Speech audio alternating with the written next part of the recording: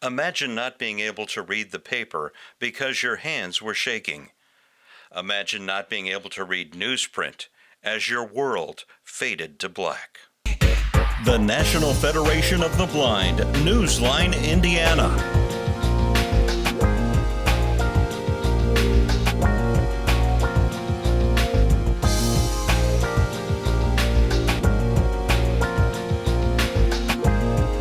With your host, Lee Martin, and co-host, Florence Myers.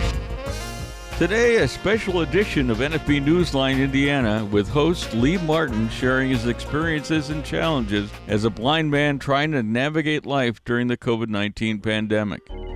This is all from an episode of COVID-19 Recovery. Hi, I'm Kelly Vaughn, and welcome to COVID-19 Recovery, which we'll soon be making a transition on the show to a show about wellness. I am joined by Al Bracken. Hey, Al, how are you? Good afternoon. Good afternoon. Our guest today kind of typifies why we're moving to a total wellness concept. So I'll let you take it from there. Okay, and so we have a very special guest on the show today. He is very well respected in the community and is really a part of the WHMB TV 40 family because he hosts a show, the National Federation of the Blind, NFB Newsline, Indiana. He is the president of the Circle City chapter of the National Federation of the Blind, Indiana. And his name is Lee Martin. Hello, Lee. Well, hello, Kelly. And how are you both doing today? We're doing great. Yeah, especially now that we have you on the show. This has not been an easy task, has it, Al, getting him on the show? It has not. And I've got to be candid now that, after meeting Brother Martin, I see why he's in such high demand. We've been trying to schedule with his people. His people have been getting back with our people for the last month and a half. So, Brother Martin, we're glad to have you on here today. We're looking forward to it. Well, Brother Al, since we're going the brother route right now, it's my pleasure being on here as well. It's been a lot that's going on there, and it's my pleasure to be here to share today with my experiences. Okay, and so we're going to do that. We're going to hear about Lee's experiences with COVID-19 and some things that have really hit home and hit hard as far as his family and his life. But before we get into that, I want to share with the audience a piece that WFYI Channel 20 did on Mr. Martin. And there was a special that they had. Lee, tell us a little bit about the piece that was done that you were a part of. Well, someone had suggested me to WFYI to do a segment during the Helen Keller program on PBS. And they contacted me and they came to my home and we talked a little bit about myself and it just came together so well. I mean, I had no idea that, there was that much interest in me. And after seeing the 6-minute piece, I thought it was done relatively well. It showed a segment of my life that is very important to me, part of my life that I have really no control on because the things that I do as exhibited in that piece comes from a source much better and stronger than I. And I do believe that's my Heavenly Father. And I'll just follow the path which has been laid down for me. And that particular video there describes a great portion of my life. There was a time when I had to call my mother. And I told her, I said, I lost my sight. And she immediately says to me, well, son, you've lost your sight, and that's God's plan. I didn't raise you to be a weakling, so what are you going to do about it? My name is Lee Martin. I'm a member of the National Federation of the Blind, and yes, I am blind. The National Federation of the Blind, Newsline, Indiana. Monthly report. with your host, Lee Martin, and co-host, Florence Myers-McSwine. You want to know about Lee Martin? I have been working with Lee with the National Federation of the Blind Newsline Indiana show for a little over 3 years. Lee is a very innovative man. Florence said that about me. And he just knows how to make things work. What's really nice is what we do together.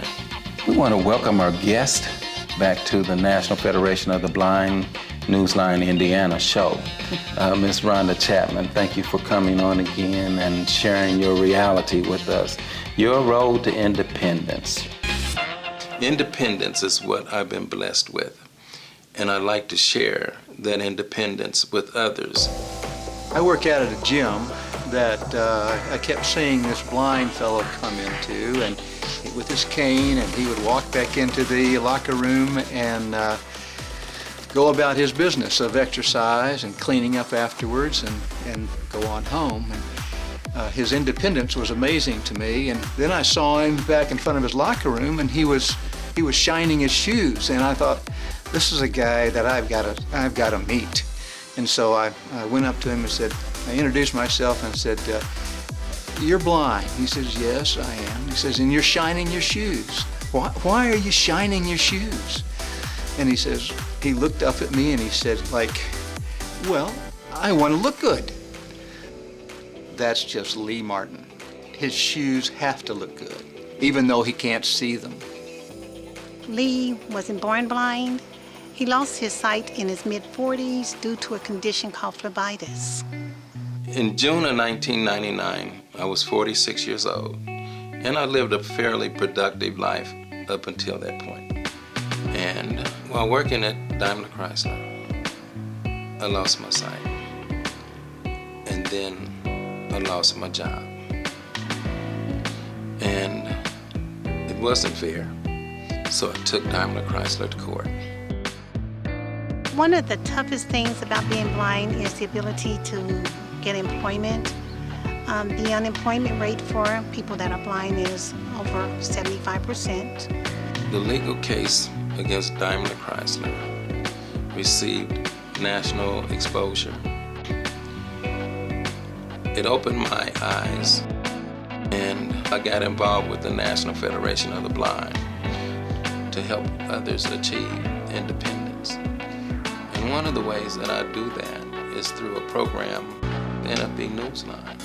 Hoosiers can hear Indiana magazines, circulars, national magazines, and information from across the globe. Learn more by calling 855-963-6476 or visit nfbnewsline-in.org. It gives them an opportunity to have all this information right there at their fingertips. What would you like to do? Read the New York Times. Reading in New York Times dated September 25th, 2020. A person that's informed, they make informed decisions. And this service helps allow that. There are so many things that Lee is so passionate about. Education of our youth, as well as education for our adults. The right of blind and visually impaired citizens to vote is guaranteed by the United States Constitution. And when it comes to voting, blind people would love to vote independently, and the technology has to be developed for that. Now, as far as employment with the blind, we're not asking for any more or any less, but just a fair shot. And that fair shot comes with creating the opportunities, the proper training that we need, the proper technologies that we need, so that we can work independently. This is Studio B at WHMB TV 40, and this is where we normally would produce the National Federation of the Blind Newsline show. We want to welcome you back with Pastor Melinde. And of course now, since COVID hit, now we have to do things a little differently. We want to welcome you to the National Federation of the Blind Newsline Indiana show. Does Lee Martin let any dust settle on him? No way. As busy as Lee is, he takes time to have fun. And he knows how to dance. And he knows how to celebrate life in a wonderful way. The bottom line about Lee Martin is he is a joyful, encouraging, and professional activist. Well, Brock, Yeah.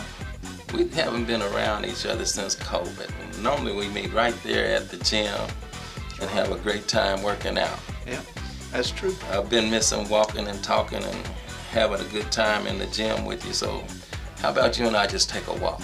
I think that's a great idea. All right, let's go. All right. There's an old Chinese proverb, be not afraid of moving slowly, but be afraid of standing still. I kind of like that. The true message to the whole video was to let people know that we as blind citizens, we have a lot going on, but the biggest problem is not just being blind, it's the preconceived notions and ideas of blindness throughout our society.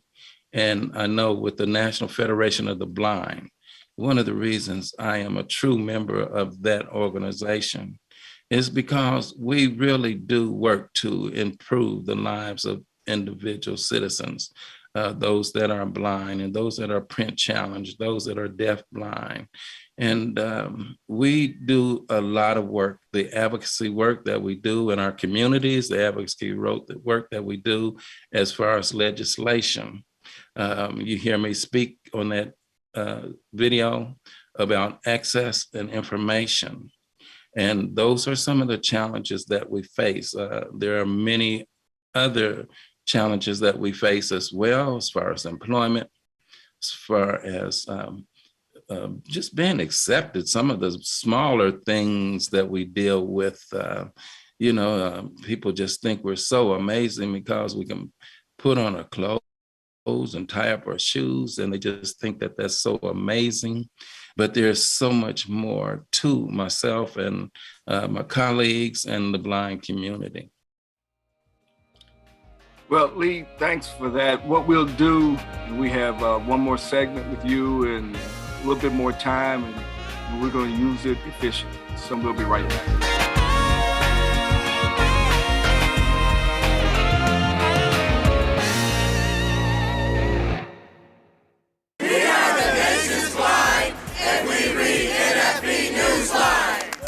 As I travel the nation, I read NFB Newsline. I live in Valparaiso, Indiana, and I listen to my local news on NFB Newsline. As a student, I enjoy reading current events on NFB Newsline. Learn more by calling 855-963-6476 or visit nfbnewsline-in.org. Subscribe free to NFB Newsline today. I'm Danny Wayne Beamer, Program Manager of the Elder Blind Program at the Will Center in Terre Haute, Indiana. I introduce the NFB Newsline to seniors in 13 southwestern counties in Indiana. I also utilize the NFB Newsline for my radio station public affairs shows. The NFB Newsline. Experience it today. Learn more by calling 855-963-6476 or visit nfbnewsline-in.org. We are the nation's blind, and we read NFB Newsline.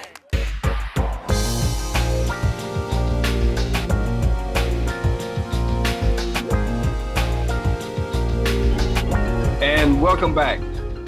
I hope everybody got a chance to see that video and really got out of it what we did and the purpose of that. And the purpose as other than just showing everything that Lee does and who Lee is educating the general population on the visually impaired or blind. Or Lee, what, as we talked before, what is the best way or the best phraseology do you think that we should be using when it comes to whether somebody is blind or visually impaired, et cetera, et cetera? Well, that's up for debate sometimes because you have different sight acuities or non-sight acuities. For those that are blind, that totally blind, like myself, I go with blind. The National Federation of the Blind takes all of that into consideration, and we just call it blind. So with the National Federation of the Blind, we just say blind. But there are those that have some vision, and they like to be called visually impaired, but most people, just go with blind. It just depends on where you at in your stage of the blindness, and how you accept yourself. You are who you are. So with me, you just call me blind because that's what I am. I'm blind. For my friends and colleagues that want to be called visually impaired, then they'll correct you and let you know I'm visually impaired. Feel free, Lee, to use the statement that you made earlier off camera if you want to. I'm just joking. Lee has been a fresh breath of air for us and for me in particular, because there's really no political correctness in Lee. I don't think there is any in any parts of his body, and what we've been talking about are real things and real concepts. And Lee basically said, I asked him this question earlier before we started the broadcast, and he was pretty explicit about his condition, and he's not sensitive about it. But one of the things that we've been able to do with the COVID-19 relief show from that Community Action is sponsoring, is we've been able to really be educated and with a lot of different subgroups and how COVID-19 has affected individual populations. And I won't even say special populations, I will say individual populations.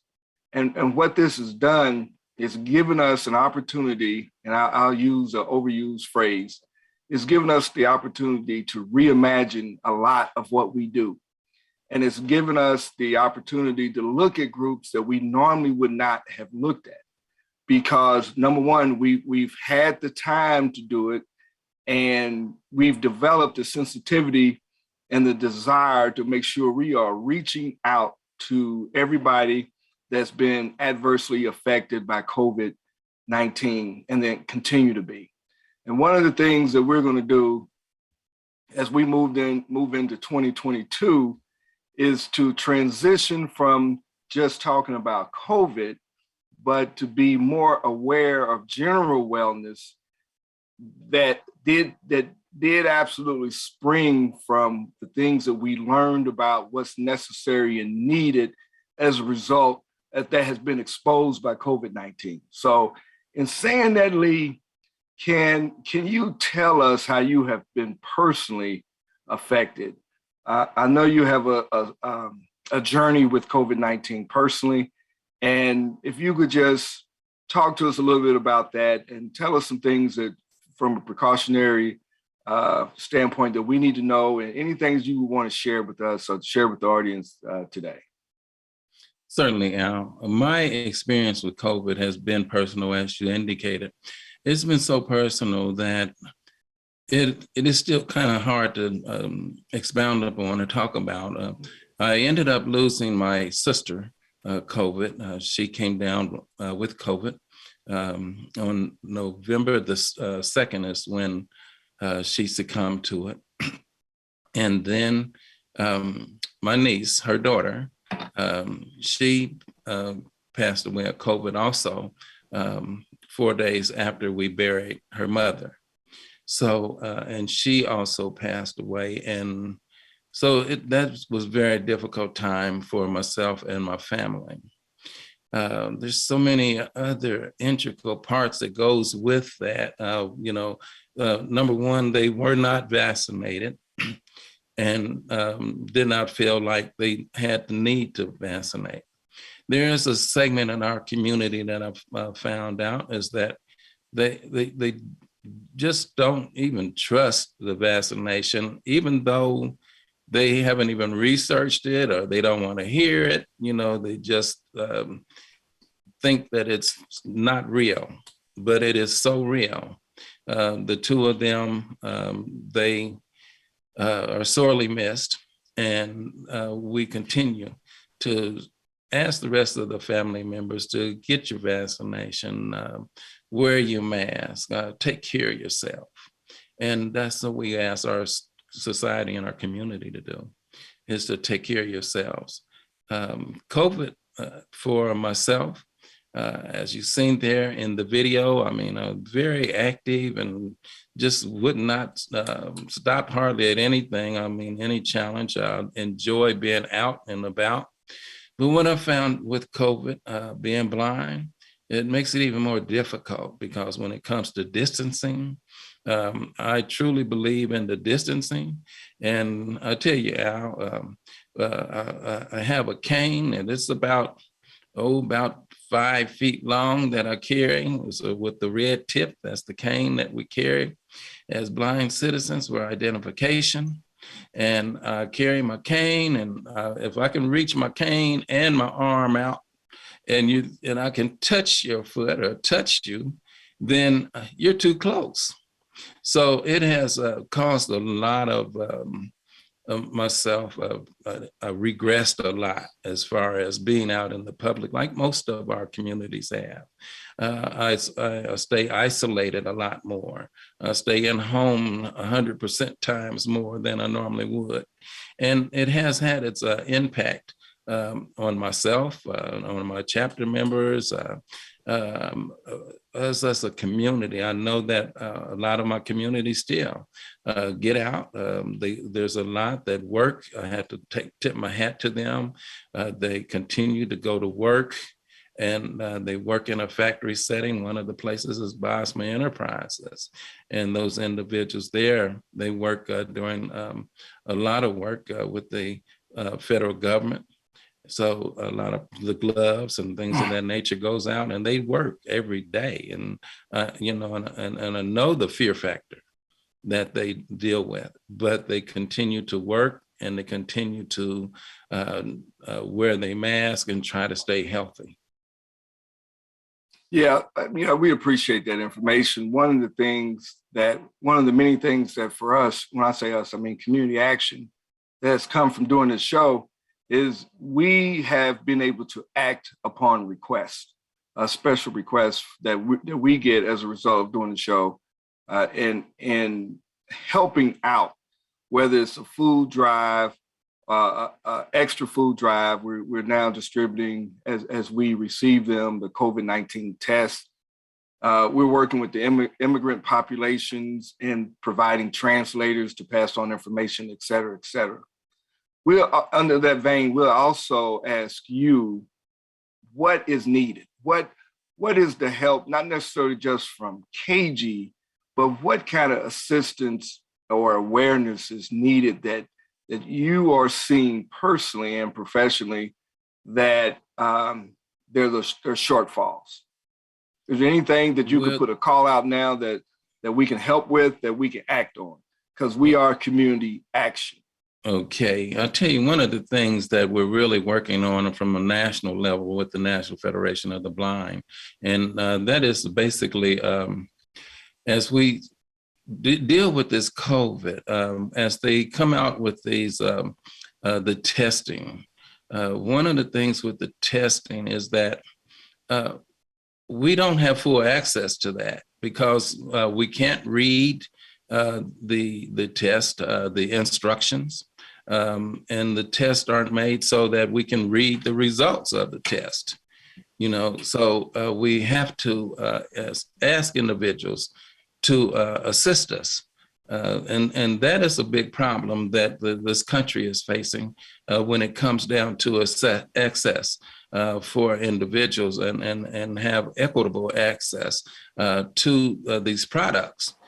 Because once we get the test done and we get it in the mail, and look at it, fill it out, we can't read it. We have devices that do help us read some things, but a lot of individuals don't have those devices, and oftentimes that's very expensive for us.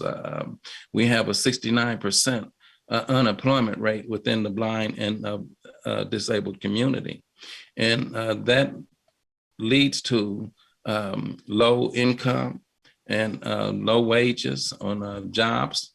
And some of the things that we're really working on right now is the Medical Non-Visual Accessibility Act that we have in front of Congress. And we're hoping that our congressmen throughout the state will continue to support us in some of our initiatives. And they are a lot. Excellent. We've heard part of this before. One of the referral sources that we've been using is a CDC Disability Information and Access Line, DIAL, DAAL, the Disability Information and Access Line, and that number is 1-888-677-1199. And that line is open from 9 to 8. And they also have a telephone line, the text telephone line at 1-800-877-8339. And what we'll do is I'm sure we'll get both of those numbers on the screen and if anybody needs them. And Lee, we're going to stay in contact. Really appreciate you coming on the show. And we're probably going to, because we have a bunch more information to share, and I know you do too. We're going to have you back. You have some closing remarks that you want to make? Yes, I do. And thank you once again for allowing me this opportunity. I will leave my number as well for those that are interested in anything that we do with blindness and within our community. My phone number is 317-709-7747. And you can reach me at that number anytime between 9 a.m. and 4 p.m. And I just want to say that we are a group of advocates. We work hard within our community. And trust me, as we speak today, there's someone that is losing their sight today. And they're having sight issues and they're having a hard time accepting it. The transition can be very traumatizing, but we are here for you. And I just want to say again, thank you, Brother Al, for allowing me to share this time with you. I look forward to future collaborations.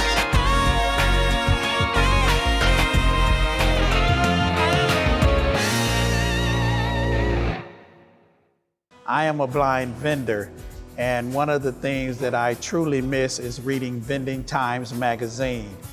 Hoosiers can hear Indiana magazines, circulars, national magazines, and information from across the globe. Learn more by calling 855-963-6476 or visit nfbnewsline-in.org. It is a fantastic service. Subscribe free to NFB Newsline today.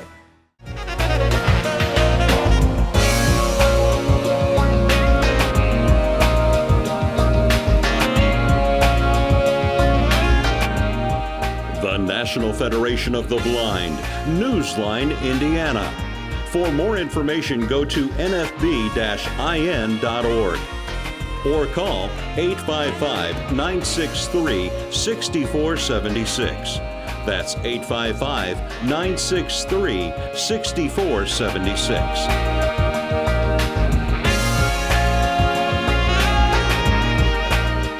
The National Federation of the Blind encourages you to live the life you want.